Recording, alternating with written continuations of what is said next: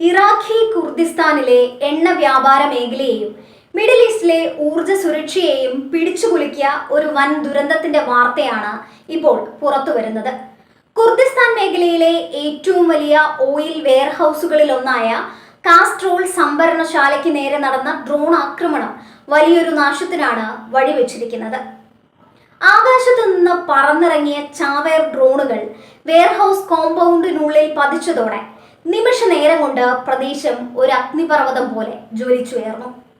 ആക്രമണത്തിന്റെ തീവ്രത വെളിപ്പെടുത്തുന്ന വീഡിയോകൾ ഇതിനോടകം തന്നെ സോഷ്യൽ മീഡിയയിൽ പ്രചരിച്ചു കഴിഞ്ഞു. വെയർഹൌസിനുള്ളിൽ ഡ്രോൺ പതിക്കുന്നതും തുടർന്ന് കൂറ്റൻ സ്ഫോടനത്തോടെ തീഗോളങ്ങൾ ഉയരുന്നതും ദൃശ്യങ്ങളിൽ വ്യക്തമാണ്.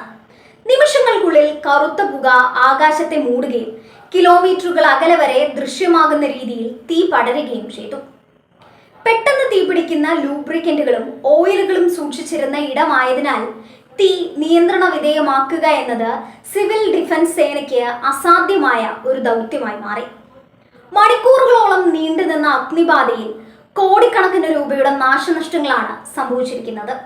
ഈ ആക്രമണം കേവലം ഒരു പ്രാദേശിക സംഭവം എന്നതിലുപരി പശ്ചിമേഷ്യയിൽ പടരുന്ന വലിയൊരു യുദ്ധതന്ത്രത്തിന്റെ ഭാഗമായാണ് വിലയിരുത്തപ്പെടുന്നത്.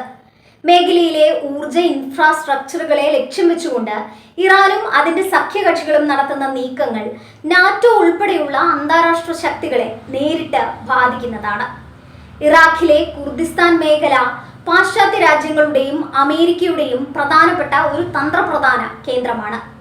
അവിടെയുള്ള എണ്ണ സംഭരണശാലകൾ തകർക്കുന്നതിലൂടെ മേഖലയിലെ ഇന്ധന വിതരണത്തെ തടസ്സപ്പെടുത്താനും സാമ്പത്തികമായി വലിയ പ്രത്യാഘാതങ്ങൾ ഉണ്ടാക്കാനുമാണ് ആക്രമികൾ ലക്ഷ്യമിടുന്നത്. ഗൾഫ് മേഖലയിലും ഇറാഖിലും വർദ്ധിച്ചു വരുന്ന ഇത്തരം ഡ്രോൺ ആക്രമണങ്ങൾ ആധുനിക യുദ്ധമുറയുടെ ഭീകരതയാണ് ഓർമ്മിപ്പിക്കുന്നത്.